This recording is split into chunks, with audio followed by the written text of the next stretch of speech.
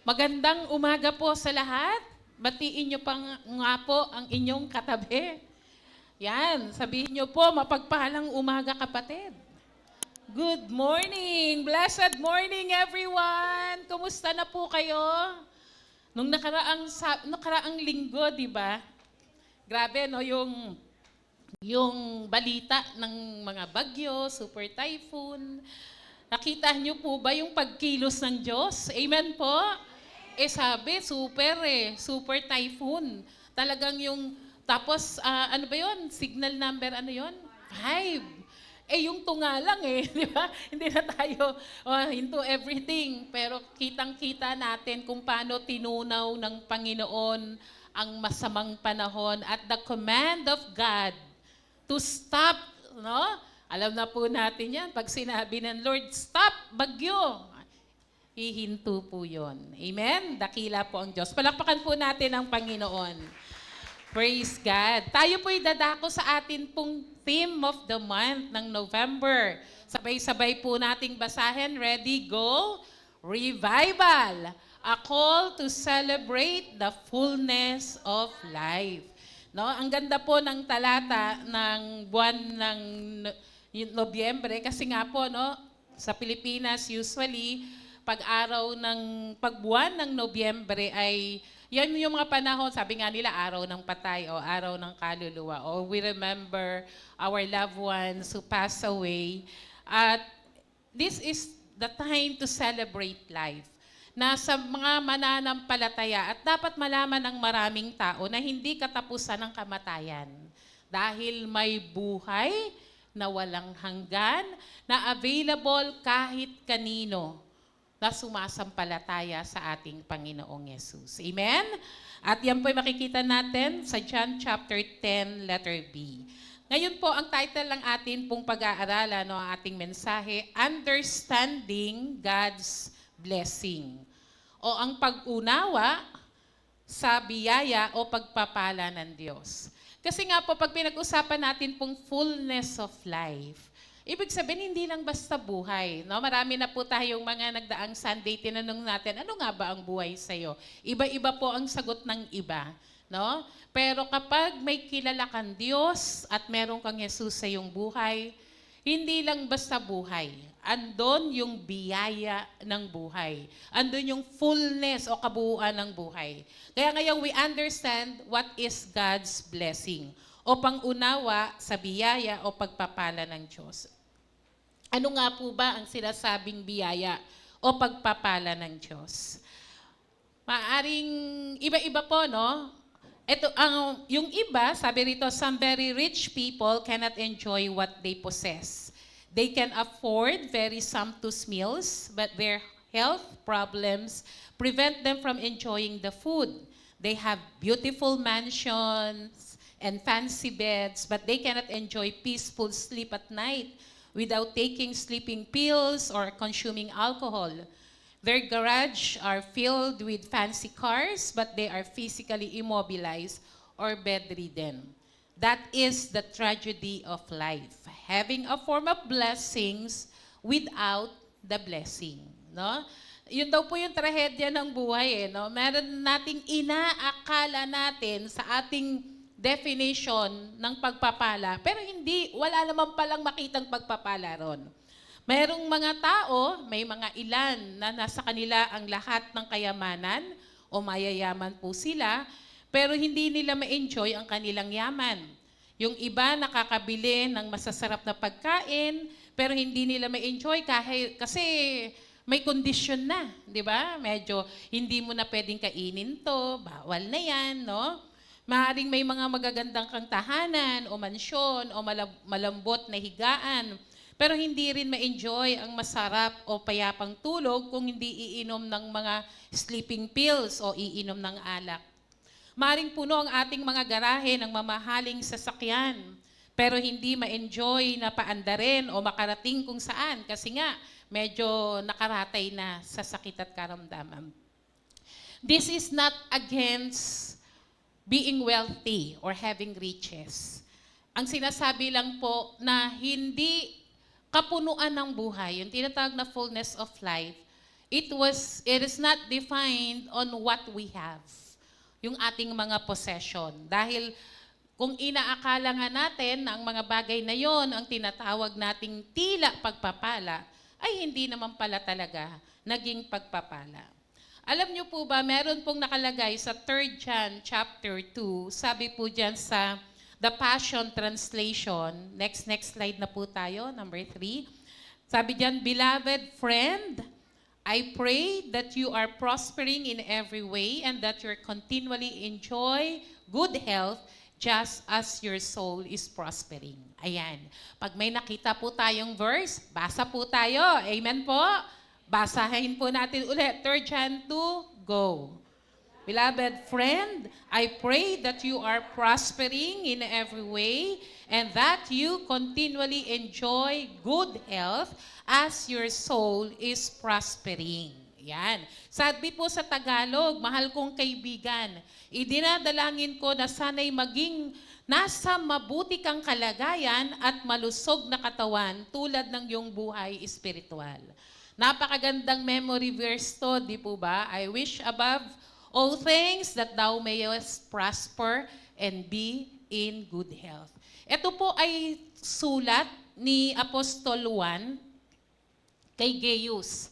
Kung sino man si Gaius, maaaring kaibigan niya, kakilala niya. At ang kanyang panalangin ay kung paano pinagpapala ang kanyang kaluluwa at spirito, ay ganun din ang gawin ng Diyos sa kanyang pisikal na katawan. Makikita po natin sa nakalagay dyan that God is concerned to our physical health, that He has given us our immune system, yung katawan natin, mga ginagalaw, paa, kamay, ilong, yan. And our souls, which are our emotions, no? Ang ating intellect, and our spiritual being. If physical and soul health or prosperity were not God's will, why would John pray that for Gaius?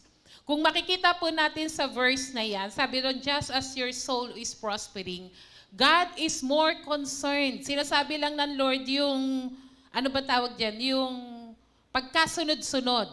Kailangan managana ka muna sa espiritual at ang kasunod nun ay ang pananagana mong pisikal. The Greek word eudomai, no, ang ibig sabihin yung word na prospering, ang ibig pong sabihin niyan is to be brought along to a smooth and prosperous journey or to be continually prospered in every way. At ang sabi sa Aramaic, can be transferred as much as it succeeds you. Ang sinasabi lang po rito, ang naisin po ng Panginoon na sa yung paglalakbay ng buhay mo dito, hindi lang sa kalangitan mo makukuha. Ibig sabihin, of course, the completeness and fullness of that life ay 100% kompleto pagdating natin sa kalangitan, sa piling ng Diyos. But we can enjoy the Lord's blessing kahit nandito pa po tayo. Amen po ba ron? Amen, no? Na talagang ang gusto ng Panginoon ay mangyari sa ating buhay na magpatuloy ang pagsagana sa lahat ng paraan hanggang gusto nating managana. Ibig sabihin, yun yung gusto ng Lord. Kaya nga po, the desire that God has expressed to bless His people is one of the foundational pillars of the Christian faith. Sabi po sa next slide. No? Nais ng Panginoon na ipakita niya yung pagpapala to express. Ibig sabihin to express, nadarama mo, naririnig mo, nararamdaman mo yung pagpapala ng Diyos. Yan po yung isa sa mga talagang pundasyon, no, ng biyaya, ng pananampalataya ng mga Kristiyano. Na hindi tayo naniniwala na, ibig sabihin, when the Lord bless us, hindi lang yun yung sa kalangitan, dito pa lang rin sa lupa. As we are here waiting for the Lord can bless us exceedingly and bountifully. Bakit po? Because our God is a God of blessing. Amen po ba? Our God is a God of blessing. Siya yung Diyos ng pagpapala. Knowing that God desires to pour out His goodness on us is what gives us confidence to take risks and step out in faith. Kapag alam natin ng ating Diyos ay ang Diyos na mapagbiyaya, ang Diyos na mapagpala, kaya nating, di ba, you are confident, no? Yung kumpiyansa ka, malakas ang loob mo, you are going to take the risk kahit yung nakikita mo sa paligid mo parang tila hindi naman aayon sa inaasahan mong pagpapala. Pero ang Diyos ay Diyos ng pagpapala at biyaya at marami siyang pangako sa atin, kaya mong manampalataya. Amen?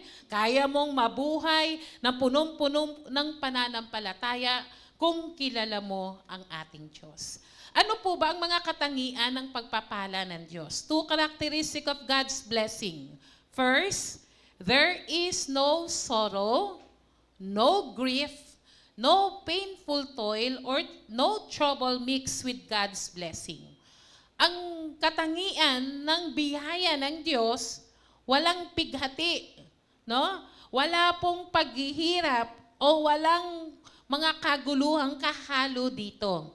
Ang sabi ng Proverbs 10:22, true enrichments comes from the blessings of the Lord with rest and contentment in knowing that it all comes from Him. Sa Tagalog, ang pagpapala ni Yahweh ay kayamanan na walang kasamang kabalisahan. No, hindi yung may blessing na masakit pang ulo mo. No, may blessing na natatakot ka pa. Ang biyaya na galing sa Diyos ay walang kasamang kabalisahan. When the blessings comes from the Lord, it comes with rest and contentment because you know it comes from God. To be enjoyed with no fear of side effects. The word, it may be illegal. Ibig sabihin, yung kaisipan na ito na hindi ka nag-aalala, no? Na baka may mali, baka may kasama itong, baka hindi yan galing sa Lord. Dahil alam mo, kung ang biyaya na yan, walang paghihirap, walang pighati, walang kabalisahan, yan ay galing sa Panginoon. God's blessing are not for display only, but are meant to be enjoyed. Ayan. Baka kasi ang mga Kristiyano, ang naiisip nila, nako, pag Kristiyano, kailangan mahirap ka. Kailangan hindi ka nag-e-enjoy. Hindi po. Our God is a God of blessings. And the Lord wants to bless us so that we may enjoy His blessings. Amen po ba? Amen po ba? Palakpakan nga po natin si Lord. Di ba? Ang gusto ng Panginoon, yung pagpapalang yan, para matuwa ka. No? Para ma-enjoy mo. No strings attached to the blessings of God. Sabi po dyan, no, the second characteristic is, it is the presence of God which attracts the blessing. Ang una, ang pagpapala ng Diyos ay walang kasamang kabalisahan. Ikalawa, nakatangian ng pagpapala ng Diyos sa presensya ng Diyos, ang presensya ng Diyos ang umaakit ng pagpapala palapit sa iyo. Ayan. Nakikita ko, no, kapag minsan sa mga FB, ganyan, no, may makikita tayong mga libro, yung Magnet of Wealth, yan. Attraction of Wealth. May mga nababasa tayong ganyan. Pero alam nyo po, ang tanging makakapagdikit sa'yo ng pagpapala ay walang iba kundi ang presensya ng Diyos. Ano sabi ng Psalm 23 verse 6? So why would I fear the future? Only goodness and tender love pursue me all the days of my life. Then after that, when my life is through, I'll return to your glorious presence to be forever with you forever. No? Sabi po diyan, kabutihan pag-ibig mo sa akin, hindi magkukulang. Siya'y makakasama ko habang ako'y nabubuhay at magpakalanman sa bahay ni Yahweh mananahan. Dito po sa Psalm 23 verse 6, sinasabi na po dyan na habang buhay ka, andyan po ba kayo? Hindi magkukulang.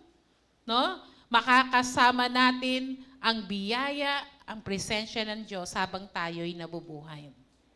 Many Christians, many people, including Christians, no, spend most of their time pursuing prosperity, promotion, success, recognition, no acquisition, or what they call God's blessing. They are so preoccupied with the pursuit of God's blessings that they do not have the time for the God of the blessings. Hindi po masamang magtrabaho, magnegosyo, o mangarap, o talagang abutin ang ating mga ambisyon sa buhay. Pero when we accepted Jesus, our Lord and Savior, binago na po dapat ang ating pananaw. Our ultimate goal is Jesus. Amen po ba? Kung mangangarap tayo, magtatrabaho tayo, gusto nating maging masagana ang buhay, lahat ng yan, ang aim natin ay para kay Lord. So yung end, ibig sabihin yung kapupuntahan yan. No? The Lord wants you to enjoy His blessings at maging pagpapala sa lahat ang mga biyaya na binigay sa atin ng Panginoon. So it means it does not equate only on getting more. Hindi lang po yun ang God's blessing, kundi minsan po kasi nauubos, lalo na no, kapag halimbawa nanggaling ka sa wala, nanggaling ka sa medyo kulang, mahirap, no?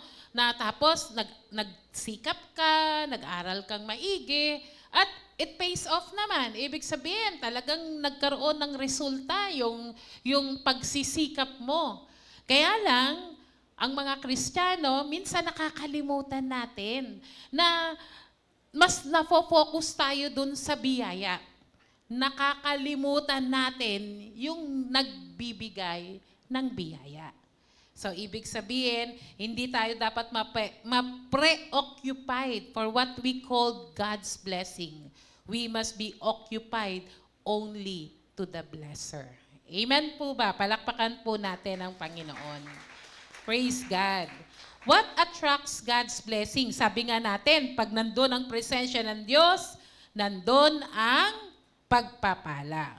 It is the source of all blessings. What attracts God's blessings? Ang presensya ng Panginoon ay ang pinanggagalingan ng lahat ng biyaya. Si King Hezekiah on 2 Kings chapter 18 verse 7.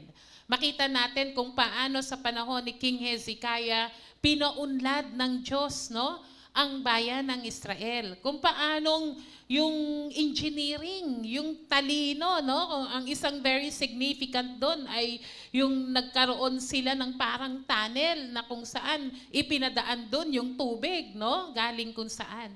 Yun ay biyaya ng Panginoon. Bakit? Yung talino na yon na galing sa Panginoon, yung success ni King Hezekiah dahil sinasamahan ng Diyos si King Hezekiah. Si Joseph on Genesis 39 verse 3 and 23. Bagamat mapait, no, ang naging karanasan ni Joseph sa kanyang kabataan, no, kung saan siya pinagbili, tinapon siya ng kanyang mga kapatid, inihulog doon sa isang pit, nakuhaan ng mga Ishmaelites, binenta, napunta sa bahay ni Potiphar, hanggang nakulong, tapos napunta sa palasyo. Makikita po natin bawat puntahan ni Joseph, siya man ay makulong, siya man ay mapunta sa bahay ng isang unbeliever, mapunta sa palasyo, lagi siyang pinagpapala ng Panginoon and the people around him. Sabi doon, the Lord prospers Joseph, for God is with him. So ang biyaya, ang pagpapala ay naaakit papunta sa iyo kapag nasa sayo o nananatili ka sa presensya ng Panginoon. Si David on 1 Samuel chapter 18, kung paano sinamahan ng Panoon si David sa kanyang pakikidigma at sa pagiging hari, maging si Joshua on chapter 1 verse 7 to 9. Kunin nyo na lang po yan, no? Na paano sabi ng Panginoon, the Lord will prosper Joshua and the entire generation kung makikinig, susunod, at hindi tatalikod sa Panginoon. Ano po ang sikreto? Ano po ang formula to attract blessing? Stay in God's presence. Amen? Hanggang nandoon ang presensya ng Diyos sa iyo o nananatili ka sa presensya ng Panginoon, hindi pwedeng hindi ka pagpalain ng Diyos. Pag lumabas ka sa presensya ng Panginoon, yes, baka sabihin natin, wala namang nangyari. Hindi na nga ako nag-church, hindi na nga ako nagsiserve. Yan, pero okay naman ako. Ayan, naranasan ko rin po yan. Nung araw, nung nawala po ako sa paglilingkod sa Panginoon, sabi ko, magsisikap akong maigi, magtatrabaho akong maigi. No, parang gusto kong i-defy, ano ba yun? Yung baliin, yung ganong prinsipyo ng Diyos, na manatili ka sa Diyos at andun ang pagpapala. Yes, kumita ng pera, nagkaroon ng yaman ng konti, pero hindi tumatagal. No? At bawat bagsak mo, pasakit ng pasakit. No? Nasa tughatog ka, babagsak, masakit, pangalawa, masakit, pasakit ng pasakit, hanggang mapagod ka. At madesisyonan mong bumalik sa presensya ng Panginoon. Dahil ang biyaya ng Diyos, walang kasamang kabalisahan. Amen? Pagpalain po natin ang Panginoon, palakpakan po natin ang Diyos. Be where God is, and there will your blessings be. Kung saan andon ang presensya ng Diyos, manatili ka doon. Huwag na tayong magtangkang tumalon pa. No? Lumigwak pa sa kamay ng Panginoon. Dahil maaaring sa iyong sariling pagsisikap, yes, magiging successful ka, but it will not last long. At puno pa ng pighati dahil masyadong malupit ang mundong ito. Pero sa presensya ng Diyos, kaya kang protektahan ng Panginoon. Kaya sabi nga ni David sa Psalm 23 verse 5, no? And 6, you prepare a feast for me while my enemies watch. You put olive oil on my head. You bless me so much that my cup is completely full. Si David, hindi naman siya na-exempt sa mga kaaway, sa mga pagsubok, sa mga problema. Pero ano sabi ni David? Sa harap ng aking mga kaaway, parang lagi akong nagpipiesta. Bakit? Daman-daman niya yung kapunuan ng Panginoon. Sabi niya, lagi akong may protection, yung olive oil, no? Ano po yan? Nandun yung to repel, ang isang characteristic daw po niyan yung inaalis yung mga harmful things, no? Ibig sabihin, pinoprotect yung kanyang kaisipan. Hindi lang po yun, yung cup, yung lalagyan ng biyaya ng Diyos. Hindi hinayaan ng Panginoong matuyuan. Laging puno, hindi lang puno, kayang pag-apawi ng Panginoon. Amen. Palakpakan po natin si Lord. Hallelujah. Kaya sabi niya, no, I'm sure that you will always be good to me. You will love me all the days of my life, and that will never change. I will always live in the Lord's house. Siya sabi lang dyan ni David, nandito ako habang buhay, damandama ko yung biyaya ng Diyos. At doon sa piling ng Panginoon sa kalangitan, pang walang hanggang biyaya ang nasa presensya ng Panginoon. Amen! Praise the Lord. Kaya nga, ano po ba ang dapat attitude natin towards God's blessing? What is our attitude towards God's blessing? Ano po ba? Paano ba tayo dapat nagre-react? Number 1, be prompted to always glorify God with your blessings. Sabi diyan, dapat mabilis kang magbalik ng papuri sa Panginoon o luwalhati sa Diyos sa natatanggap mong biyaya o pagpapala. Of course, sobrang excitement. Pero pag nakatalon ka na ng maraming beses, huwag mong kalimutang magbalik ng papuri sa Diyos. Amen po ba? No? Be prompt.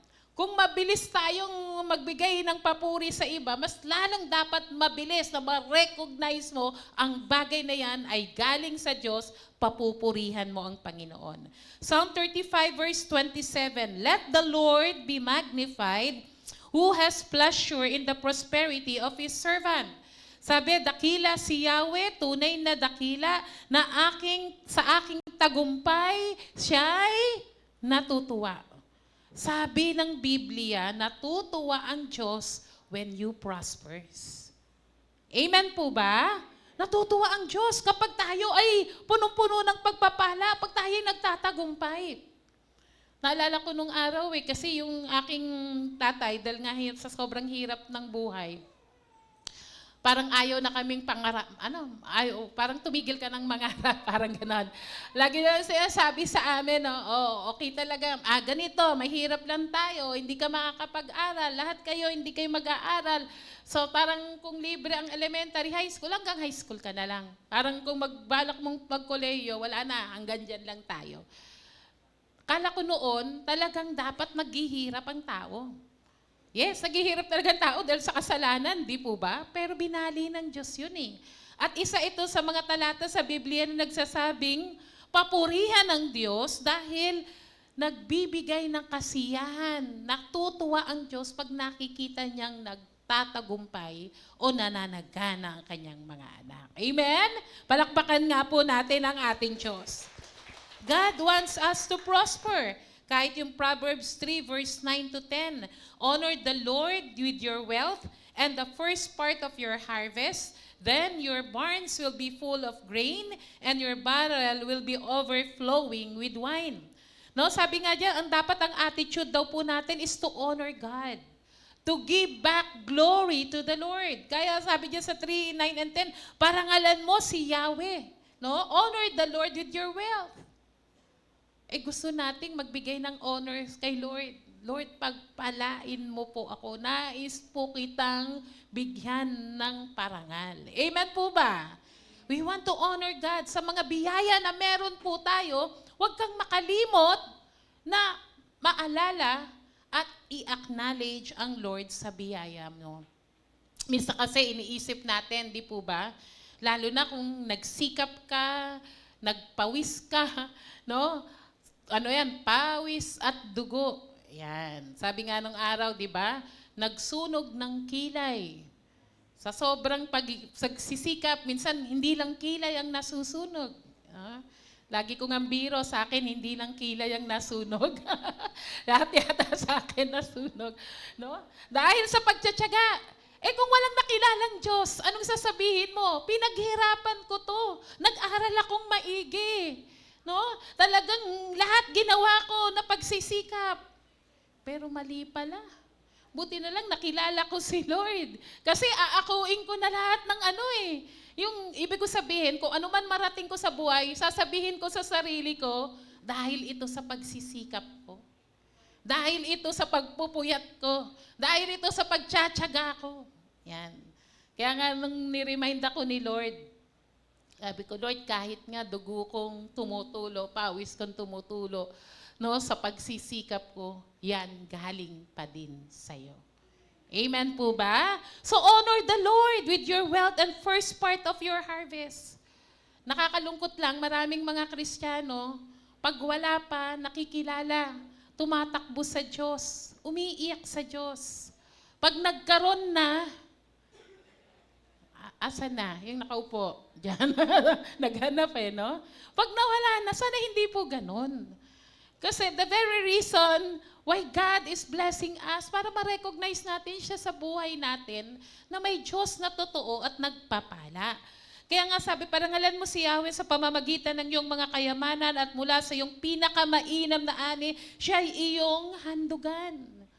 At sa gayon, kamalig mo'y lagi nang aapaw, sisidlan ng inumin, hindi nga matutuyuan. Isipin mo, the Lord is commanding us to honor Him with our wealth, with what we have. Sa kabila, isipin mo, meron sabi, honor the Lord with your wealth. Ibig sabihin, pinagpala ka na. May tinanggap ka ng blessing. You give it back to God. You honor God with it. Sipin mo, pinagpapala ka na pag sumunod ka pa sa Diyos para parangalan siya sa mga biyayang tinanggap mo, may pangako pa ang Diyos ulit. Amen? Yung kamalig mo, laging aapaw, sisidlan ng inumin, hindi matutuyuan. Ibig sabihin, you cannot really outgive God. Na kapag ikaw nagparangal sa Diyos sa mga biyayang meron ka, hindi ka nababawasan. Amen po? Kasi sabi diyan pag in-honor mo si Lord with what you have, with the best of your harvest, sabi diyan, your barns will be full of grain. Saka ba naman nakakita, isang balding tubig, Kumuha ka ng 1 tabo, isinalin mo. Dapat bawasan ng 1 tabo, di po ba? Pero sa biyaya ng Diyos, mas lalo mong pinararangalan ng Diyos sa mga biyayang inyong tinatanggap, hindi nababawasan ang pinagkukuhaan mo para bigyan ng parangal ang Diyos, kundi bagkus tuwing salok mo, puno pa rin. Hindi natutuyuan. Pinag-uumapaw pa ng Panginoon. And that's the Lord's promise to those who honor God. Amen? Palakpakan po natin ang Diyos. Yung malakas, yung mga pumapalakpak ng malakas para sa Panginoon. Amen? Sabi ng Psalm 35, no, verse 27, let those who favor my righteous cause and have pleasure in my uprightness shout for joy and be glad and say continually, let the Lord be magnified, who takes pleasure in the prosperity of His servant. Yan po yung binasa natin kanina, no? Na nagsasaya sa aking paglaya, bayaang palaging sumigaw sa tuwa, dakila si Yahweh, tunay na dakila, sa aking tagumpay, siya'y natutuwa. Amen? Ibig sabihin, dapat daw pala hindi natatapos, no? Shout for joy and be glad continually. Amen po ba? Amen po ba? Alam niyo po, depende yan how you see what God's blessing is. Kung ang sa tingin lang natin, ang biyaya ng Diyos ay pera, biyaya ng Diyos ay kayamanan, biyaya ng Diyos yung busog ka, baka pag nagutom ka, hindi ka na masaya. Hindi ka na magbalik ng papuri sa Diyos. Pero ang tinuturing mong kayamanan na meron ka't nag-uumapaw ay yung mga bagay na hindi kayang bilhin ng kahit anong salapi. Hindi kayang tumbasan ng kahit anong presyo. Kapatid, mayaman ka doon. Kasi walang makakabili sa iyo noon dahil walang presyo. Amen? Priceless.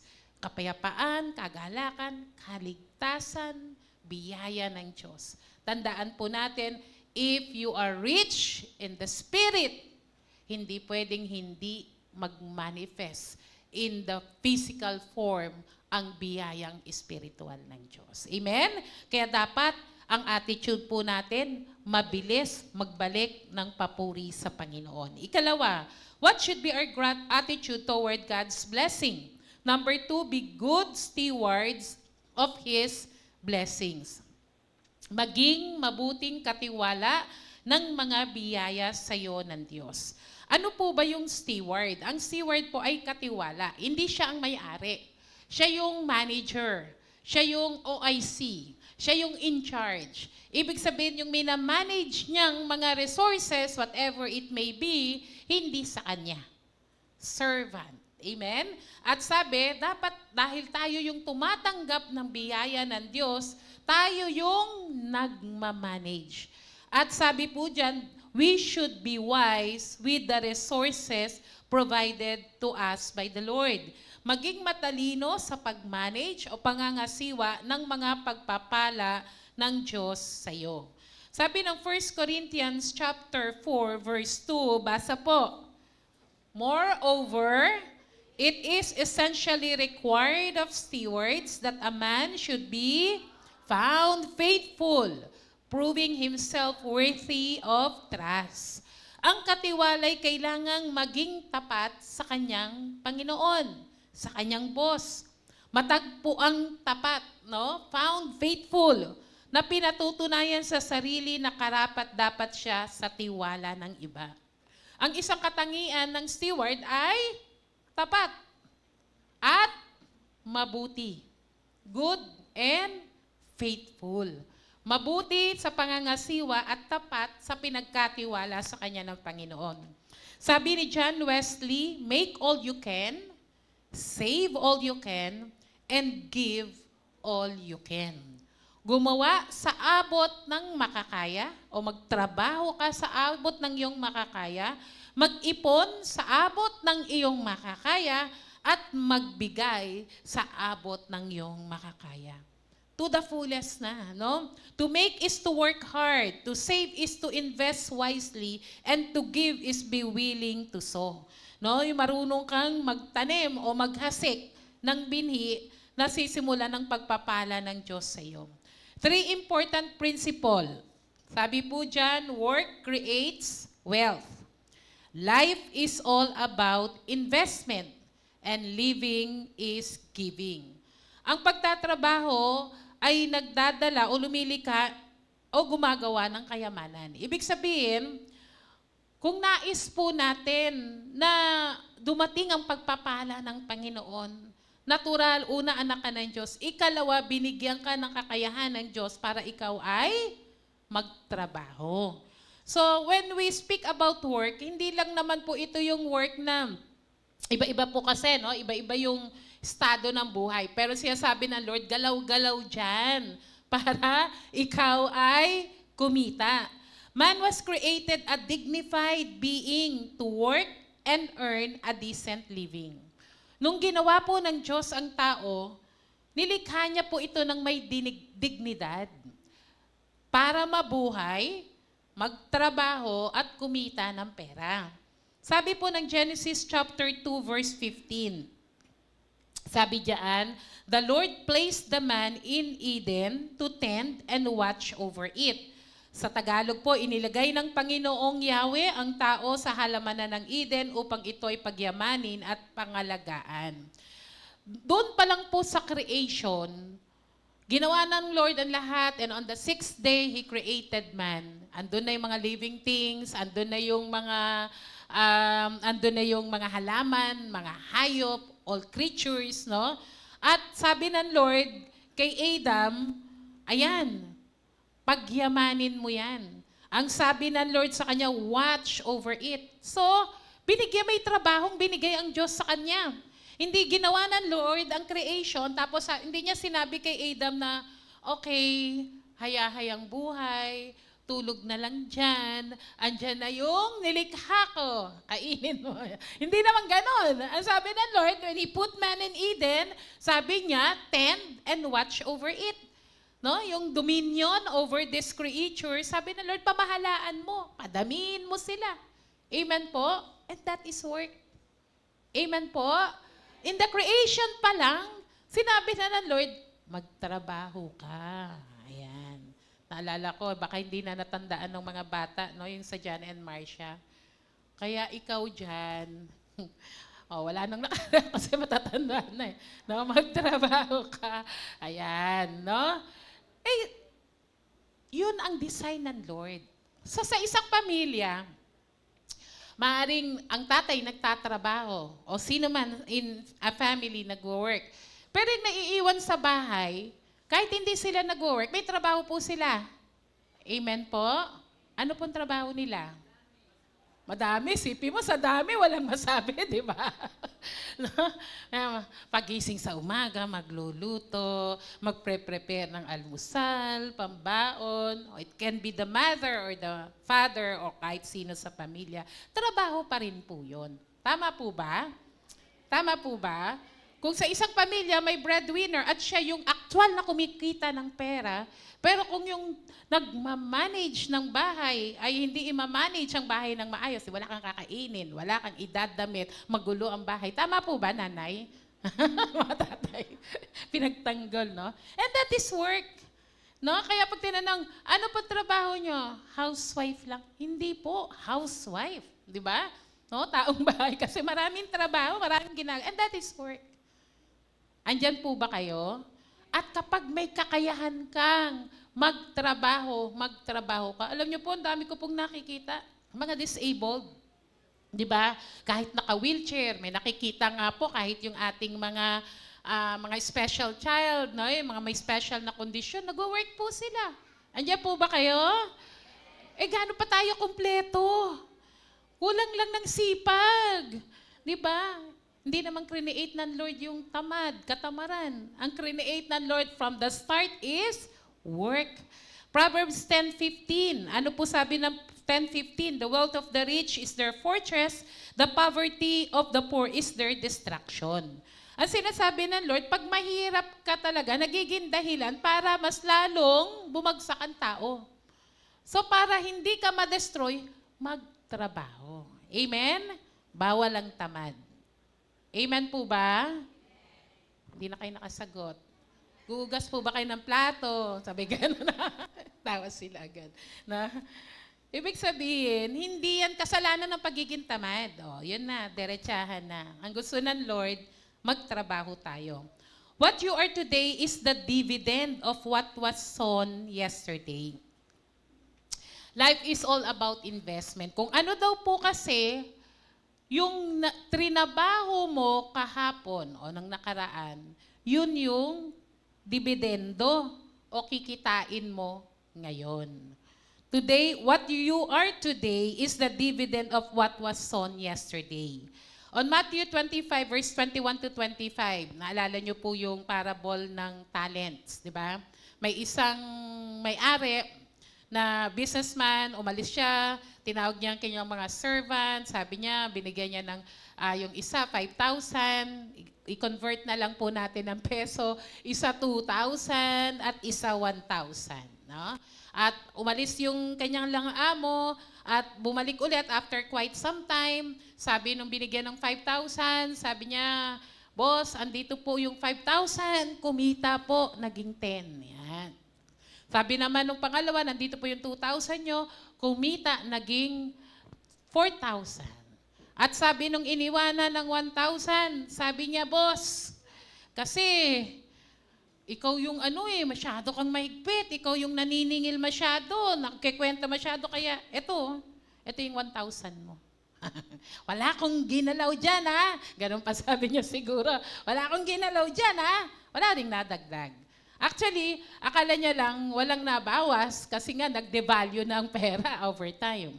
Ano po sabi ng Lord dun sa mga good and faithful servant?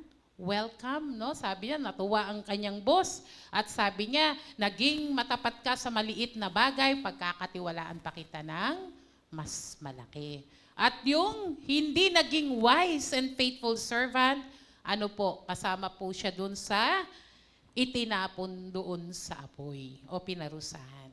Makikita po natin, kapag hindi tayo naging wise sa mga biyaya ng Lord, saan niyo po ba inilalagay? Saan po ba nating ginagamit o ginagastos ang biyaya ng Panginoon sa atin? Ang gusto ng Lord, mailagay yan sa tamang lalagyan. Amen po ba?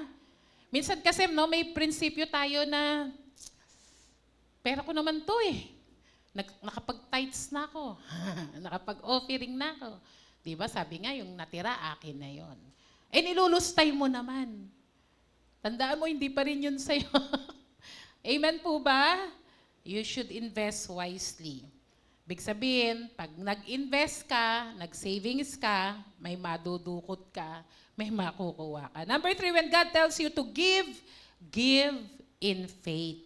Sabi diyan sa inano natin kanina, ang buong buhay natin ay patungkol sa pagbibigay. Dahil una tayong tumanggap. Amen po ba? Una tayong tumanggap. Si Jesus, ang ating Diyos, in John 3:16 is about giving. God gave His only begotten Son. Kaya hanggat buhay tayo, dapat tayo ay nagbibigay. Confident that in the right time, in the right way, and is exactly the right places, you will receive. Tithing is a demonstration that we believe in God and that we acknowledge that He is the provider of all material blessing. Ano po sabi ng Malakay 3:10? Try this, bring 1/10 of your things to me, put them in the treasury, bring food to my house, test me. If you do these things, I will surely bless you. Good things will come to you like a rain falling from the sky. You will have more than enough of everything. I will not let pests destroy your crops, or your grapevines will produce grapes. And this is what the Lord our powerful said. Ang sabi diyan, ang pagbabalik ng ikapo ay pagpapakita lang po natin na nananampalataya ka sa Diyos. Amen po ba? Kasi pinaghirapan mo eh. Itatabi mo yung 10 bahagi o yung 10%, ibabalik mo sa Diyos. Si Brother Randy nga, lagi pong kinikwento sa atin, no? Yung mga driver, kung ikaw yung may-ari ng sasakyan, papalabas sa'yo ng operator, tapos kung may boundary, kung magkano man yon, kaya kumita ka kay hindi. Magkano ba boundary ngayon? Magkano boundary, Kuya Gani? Di niya na rin. Ay, 1,000 raw. Oh, ayan. Kung kumita ka lang ng 2,000, pinanggas mo 1,000, pero kailangan mo mag-boundary, may kinita ka man o wala, kailangan mo. Sa Diyos, hindi. Kung ano yung tinanggap mo, kung wala kang tinanggap, di walang problema. Pero dahil may tinanggap ka, yung ika-10 bahagi nun, itabi mo. Actually, the whole part of it is from the Lord, and the Lord owns it. Pero ano lang po yung para sa Diyos, para i-demonstrate mo lang that you have faith on your God. 10 bahagi, itatabi mo. Alam niyo po kasi kung hindi tayo nasanay, nung maliit pa lang ang ating nakukuwang pera, mahihirapan kang i-practice over time.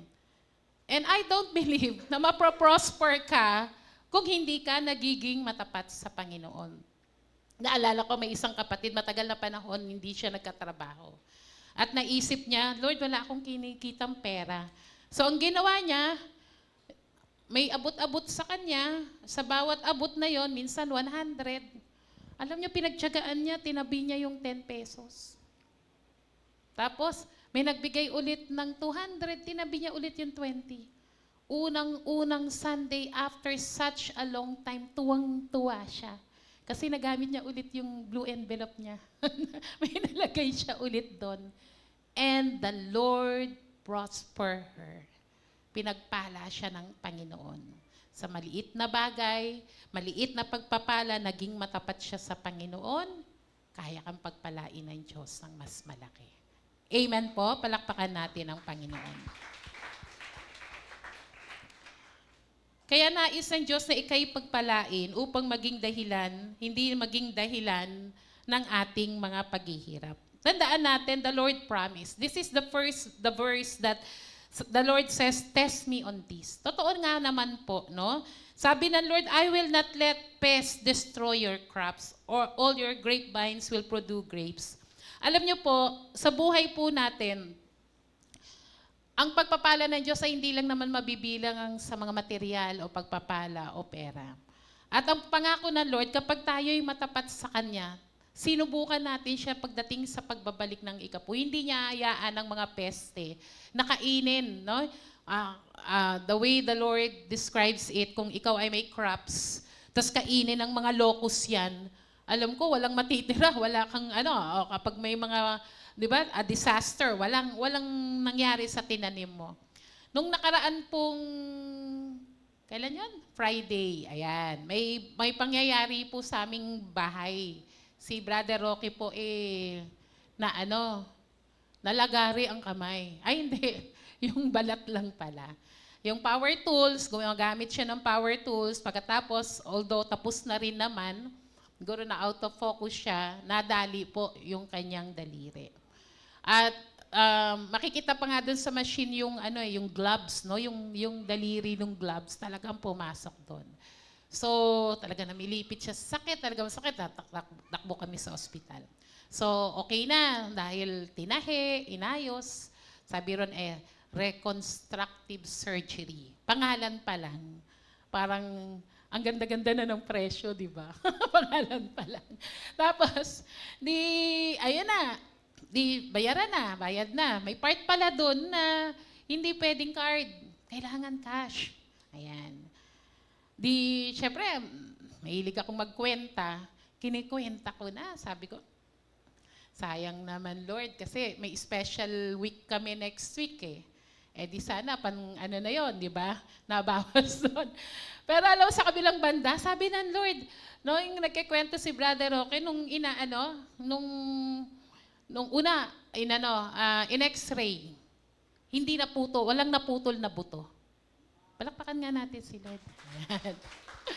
Walang naputol na buto. Tapos, ikalawa, nung ino-opera siya, yung kamay, yung natapyas palang part, halos pag tinanggal mo lang yung ganung part na kitang-kita na yung buto. So, ibig sabihin talagang, yung parang strand of hair na lang, aabutin na.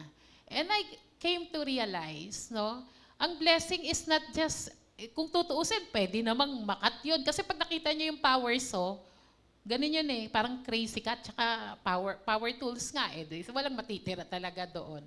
Pero alam niyo, pinarealize sa akin ng Lord na grabe yung biyaya ng Panginoon, hindi naputol, hanggang madaliri, medyo na lang, yun na nga lang, medyo Tapos pati yung biyaya, sabi ko, Lord, buti nga may na-withdraw ako. Sabi ko ganun, buti nga may naipambayad ako. Buti nga nabayaran yung mahal na sinulid, di ba? Doon sa pag-opera.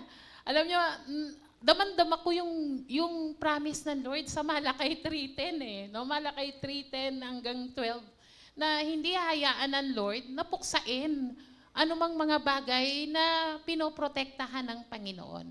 Bagamat we may see it on the other side as a disaster, pero makikita natin yung kabutihan ng Panginoon. Amen? Dahil, sabi nga ni Brother Joel, kung sa kanya daw po yun, kasi si Brother Roque medyo mataba ang daliri. Mataba daliri niya, kaya medyo mataba-taba din yung nakuha. Ayan. Pero, di ba? Amen po ba doon? Palakpakan nga po natin si Lord. Talagang nandun yung pag-iingat ng Panginoon, nandun yung biyaya ng Lord. Sabi nga namin, anyway, Lord, nakaset na yan, everything. Bago pa dumating yan, nandyan na yung biyaya ng Panginoon. Pre-provide niya na lahat. Amen. Number 3, our attitude toward God's blessing be God's channel of blessings to others. Kaya alam niyo po ba, ang Diyos pag nagpala, ayaw niyang saktuhan lang. Gusto niya umaapaw. Para hindi sa'yo lang. Baka sabihin mo, sakto na nga lang sa akin, pamimigay ko pa. Anong sinasabi mo? Wow, sobra-sobra, Lord. Kaya sobra-sobra kasi meron akong ipapamahaging pagpapala sa iba. Amen? On 2 Corinthians 9 verse 8, sabi po dyan, basa tayo, and God can give you more blessings than you need. And you will always have plenty of everything. You will have enough to give to every good work. As the scriptures say, He gives generously to the poor. His goodness will continue forever. Amen? Palakpakan nga po muna natin si Lord sa pagkakabasa ng kanyang salita. Kayang-kaya ng Lord, yung mga word na ginagamit rito, more blessings. Ayan. Sabi po yung abundance, sabi God is able to make all grace come to you in abundance. Alam niyo po yung mga superlatives, di ba? Good, better, best. Di ba yung may mga EST sa dulo? Superlatives, no? Yung pinaka. Ayaw ng Lord yung good lang. Gusto ng Lord yung best. Ayaw ng Lord na sakto lang sa lalagyan mo. Gusto niya pag umapawin yung lalagyan mo. Bakit? So you will have enough to give to every good work. Sa mga pagkakataon na inilalagay ng Panginoon sa atin, ayan, meron tayong laging pasobra para tumulong. Famine is not an excuse for you not to sow. Minsan, sinasabi natin, mahirap lang ako. Konti lang naman yung ko. Minimum, wala pa nga akong minimum. Wala nga kaming maipansaing. Kaya kayo walang maipangsaing. Kasi doon sa maliit, hindi ibinibigay sa Panginoon. Kung walang kakayanang magbigay, no? Minsan iniisip natin, walang kakayanang magbigay. Naisip ko po yan, no? Naalala ko kasi yung aking spiritual father, kasi kapag nagpre-pray daw ng offering, yung walang kakayanang magbigay. Ayan. Nung nagsisimula po nung ako po'y nakakilala sa Panginoon, sinasama-sama lang po kami, nakikisakay, meron pong truck kasi dito, yung isang umaattend sa Arroyo, sumasabay lang po kami dyan, doon kami sa truck, allowed pa yung mga tao sa truck Yan. Hanggang makarating na, pauwi. Tapos may mga blue envelope na binibigay. Tapos, sabi ko, Lord, pang magta-tights yun eh. Ibig sabihin, meron kang kinita, tapos tatabi mo yung 10% para makapag-tights ka. So hindi naman sinabing ganitong halaga para magkaroon ng blue envelope, no? Ng ating tights envelope. Hanggang kami po'y nanalangin kasi sabi namin, Lord, wala nga kaming dala, hindi kami makapag-offering. Nag-pray po kami, gawa tayong ice candy. Mga ano pa ho kami noon eh, mga 16, 17 years old yan. Tapos, gawa kami ice candy. Yung ice candy pinamana ng lola ko. Tapos, syempre, nauubos lagi ice candy namin. Hanggang pagdating ng linggo, tinatabi po talaga namin. Kaso yung mga barya, malagkit-lagkit kasi asukan na, maarniban. Nakakalimutan naming ugasan. Minsan siguro, malagkit-lagkit yung naitatights namin. Pero alam mo, isa gustuhan naming pumunta roon na meron naman kaming may offering, meron kaming tithes, di ba? Sinimulan kami ng ganun ng Panginoon. At hindi hinayaan ng Lord na laging ganun lang, di ba? Ginawa ng Lord, pinagpala kami hanggang hindi na kami nag-ice candy, no? Nagkaroon na kami ng mga tindahan, etc. hanggang nakapagtrabaho. Kapatid, baka ngayon hirap na hirap pa rin tayong to put into action yung ating pananampalataya sa pagiging good steward ng Lord. Kapag kinakapos ka pa din at laging kulang, kumustahin ang iyong pagbibigay at pag-iika po sa Panginoon. Baka kinukupitan na natin si Lord. Ayan. Baka yung para sa Panginoon. Tandaan natin, hindi kailangan ng Lord ng ating pera, pero yan ang pamamaraan ng Diyos para tayo ay pagpalain. James chapter 2 verse 17. So also faith, it does not work. Dito po pala muna. Verse 6, when we bless His kingdom, He will add all good things in our life. A good giver will lack no resources. God Himself will satisfy him with goodness and prosperity.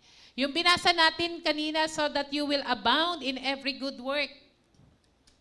Minsan kasi, nabanggit ko nga po kanina, pag pinag-umapaw tayo ng Panginoon, ibig sabihin maraming mga paraan na gusto ng Lord na tayo ay tumulong. Minsan naiisip natin, ano ba yan?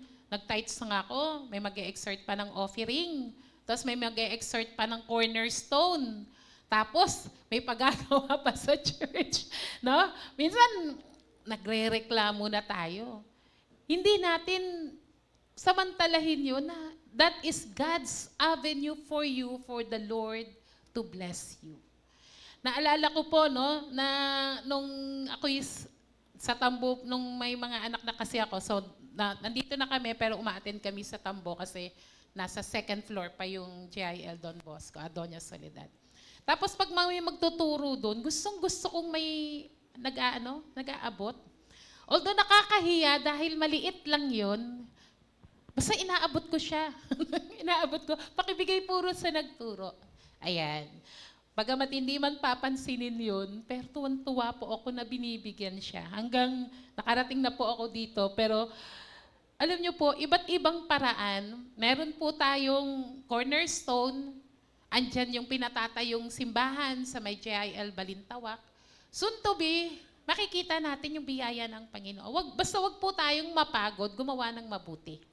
Amen? Amen po ba? Dahil kapag nagbibigay, laging kusang loob. Kapag may reklamo, huwag nang magbigay. Amen po ba? Kasi gumagana lang yung biyaya pag cheerfully, willingly, buong-buo ang pagsunod sa Panginoon.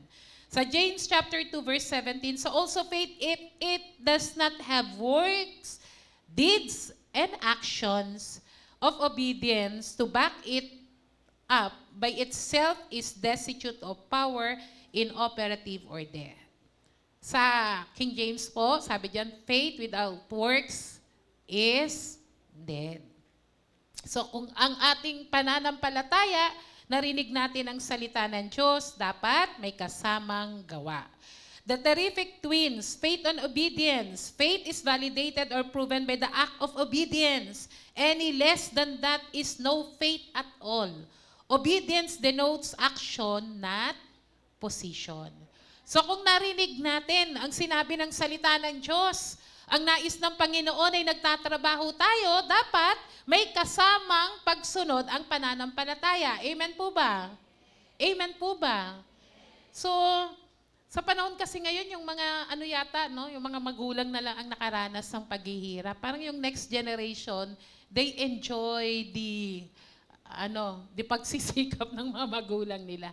But nevertheless, alam niyo po ba, ano man ang kalagayan natin sa buhay, ang plano ng Diyos ay magtrabaho po tayo. Kahit sabihin natin, andyan naman yung mga magulang ko, kaya akong supplyan. Hindi po. Ang trabaho po, ang nais ng Panginoon ay magtrabaho tayo. Lazy people, as they lie around playing, saan mo ba ginagamit ang oras mo, ang panahon mo? Yung pag sinabi ko pong trabaho, hindi lang po yung trabahong nasa opisina o sa bahay. Dapat nagtatrabaho ka. Amen po ba? Amen po ba? Hindi po ako galit. Pero yun yung tama. Huwag puro higa. Huwag puro laro ng computer games, watching TV, scrolling FB, TikTok, etc.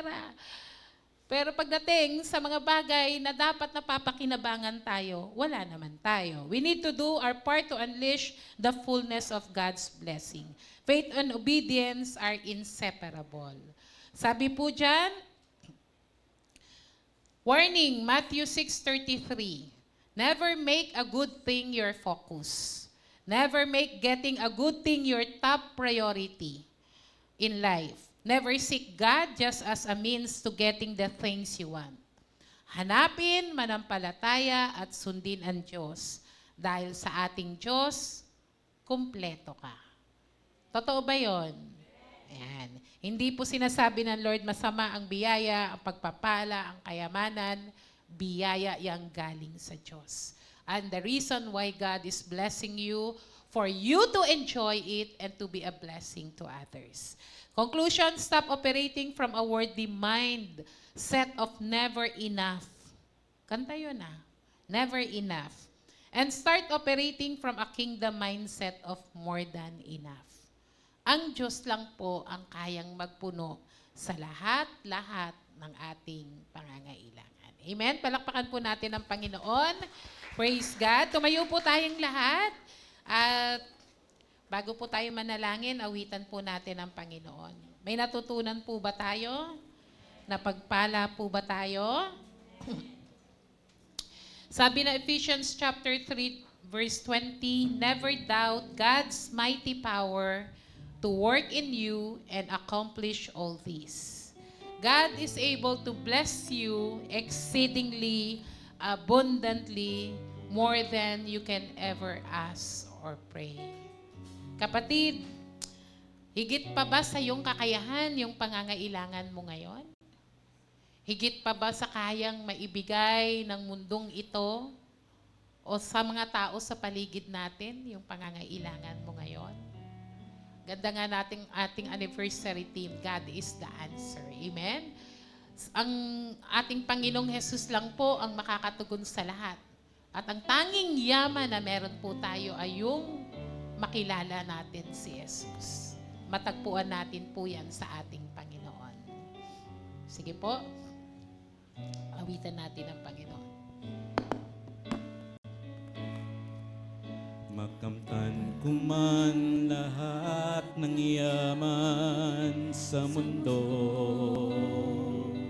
makamit ko man pangarap at mithin ang puso ko, kung ako'y manlalangin sa'yo at malalayo ng gusto, ay bigo pa rin. Kagparin ang puso ko May we sing it again. Makamtan ko man lahat ng yaman sa mundo,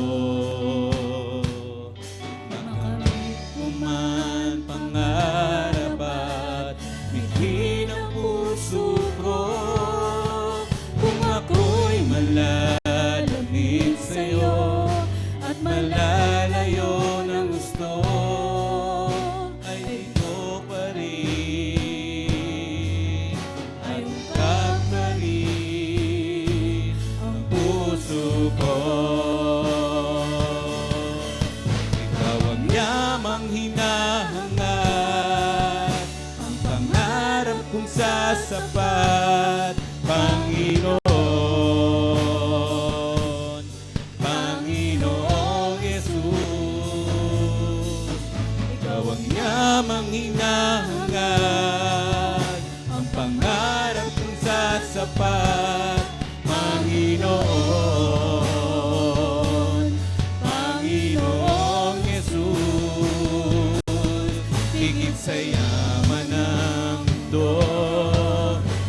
sa luwa't hinang ito. Ikaw ang nais ko, ang tanging nais ko. Ikaw ang yaman ko, Panginoon. Ikaw ang yamang hinahangad, ang pangarap kong sasapat, Panginoon. Panginoong Yesus, ikaw ang yamang hinahangad, ang pangarap kong sasapat, Panginoon. Panginoong Yesus, higit sa yaman ng mundo, higit sa luwa't hinang ito. Ikaw ang nais ko,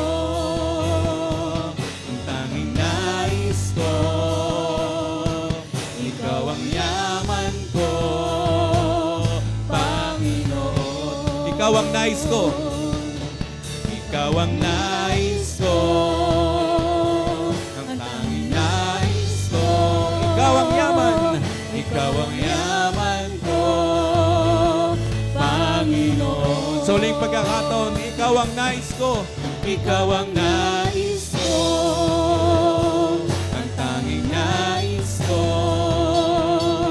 Ikaw ang yaman ko, Panginoon. Hallelujah. Panginoon, ito po ang aming deklarasyon. Maaring maraming iniaalok ang mundong ito na tinatawag naming pagpapala. They may be in the form of blessings, but no blessings in it. Dahil ikaw, Panginoong Yesus, ang totoong biyaya. Ikaw ang Diyos na nagpapala. Nung dumating ka, Panginoon, sa sanlibutang ito, binigay ang buhay para sa amin. Lord, tunay na pagpapala na ikaw, Panginoong Jesus, nagligtas sa amin mula sa kapahamakan, nagpatawad sa aming mga kasalanan. Tinubos kami mula, Panginoon, Lord God, sa kamatayan at kapahamakan, binigyan ng buhay na walang hanggan. Ang totoong yaman na meron kami ay matatagpuan lamang sa iyo, Panginoong Yesus. In you, Jesus, we are complete. In you, Jesus, you have given the very best, your very life, to die for us, to die for our sins, to pay for the death that we deserve. Had paid it all on your death on the cross. Maraming salamat dahil umpisa pa lang ng pagkakilala namin sa iyo. Natagpuan na namin ang totoong biyaya at regalo. Ikaw, Panginoong Yesus, ang buhay na walang hanggang iyong inihandog. Sabi sa katuruan kanina, nais mo, Lord, na hindi lang spiritual na pagpapala ang dumating sa buhay ng iyong mga anak. Pero nais mo, Lord, that we may prosper first in our spirits, in our soul. And the same thing, the same level that we prosper in our faith, in our spirit, the same level that we prosper materially and physically. Panginoon, sa mundong ito, marami pa po kaming pangangailangan. Marami kami ding binabayaran. Mga pangangailangan ng aming pagkain, ng aming idadamit. Mga bagay na tutustusan. Pero Lord, hindi ka po nagkulang sa amin. Maraming pagkakataon, kami ang nagkukulang, binigay mo na sa amin ang mga utos, ngunit hindi naman kami sumusunod. Sa bawat utos na binibigay mo sa amin, kakabit nun lagi ang pangako ng pagpapala. Tapat ka na gumaganap at gagawin at tutuparin ang mga pangako na nakakabit sa bawat pag-uutos mo. Turuan mo, Lord, kami na maging masunurin sa iyong salita. Turuan mo kami, Panginoon, na bawat gagawin namin ay puno ng pananampalataya. Turuan mo kami, Panginoon, Lord God, na gawin namin ito, Lord, nang dahil mahal ka namin, dahil kinikilala ka naming Diyos sa buhay namin. Kaya mong bawat paggawa namin ng pananampalataya may kasamang aksyon. Kung kami sumusuway, we are withholding. Lord God, withhold namin yung pag-release ng blessing mo sa buhay namin. You want us to bless, Lord, na ma-bless ang aming buhay. Isa nga sa pangako mo, Panginoon, that blessing shall overtake us. Blessing shall chase us, O Lord God, if we only obey your commands. If we will only obey your word. Turuan mo kami, Panginoon, ang susi, Lord, ng pagpapala, ng kabuuan ng buhay, ay yung pagsunod sa iyo. Dalangin ko po, Panginoon, palayain mo po ang bawat isa. Sa mga panahon ng kagipitan, paghihirap, sa mga panahon ng mga trouble, sa mga panahon ng kabalisihan, tanggalin mo ito sa aming mga kaisipan. Palitan ito ng pananampalataya sa nag-iisang Diyos na kayang mag-supply ng aming pangangailangan. Gaano man kalakihan, O Diyos, kumpara, Panginoon, sa kalakihan ng iyong biyaya sa kalangitan. Father, in the name of Jesus, as you give us today, Lord God, an obedient heart, and Lord, that faith that will be translated in action. Father, in Jesus' name, release your blessings to your people. Ikaw ang magpala sa lahat ng mga pangangailangan. Ikaw ang magtugon sa lahat ng mga kakulangan. Ikaw ang magkaloob, O Diyos, Lord God, palayain sa kahirapan, maging sa anumang pagkakautang sa pangalan ni Jesus. Palitan mo po ito ng kasaganaan. Lord, bless the works of the hands of your people. Ang mga masisipag ay pinagpapala mo, O Diyos, dahil yan ang nais mo, Panginoon. Teach us to be faithful. Teach us to be wise, O God. Teach us, Lord, to be a good servant to you, Lord. In the name of Jesus. At ngayon ding umagang ito, kasama ang biyaya mo ng pisikal na pagpapala. Ang sino mang may sakit at karamdaman sa pangalan ni Jesus, idantay mo ang iyong mapagpalang kamay. Touch that part of their body, Lord God, that needs healing. In Jesus' name, we cancel every works of the enemy over their bodies, every spirit of sickness and diseases. In Jesus' name, we rebuke it. We command it to get out of the body of your people in the name of Jesus. As we release your mighty healing power to touch their body. In Jesus' name. Yes, Lord.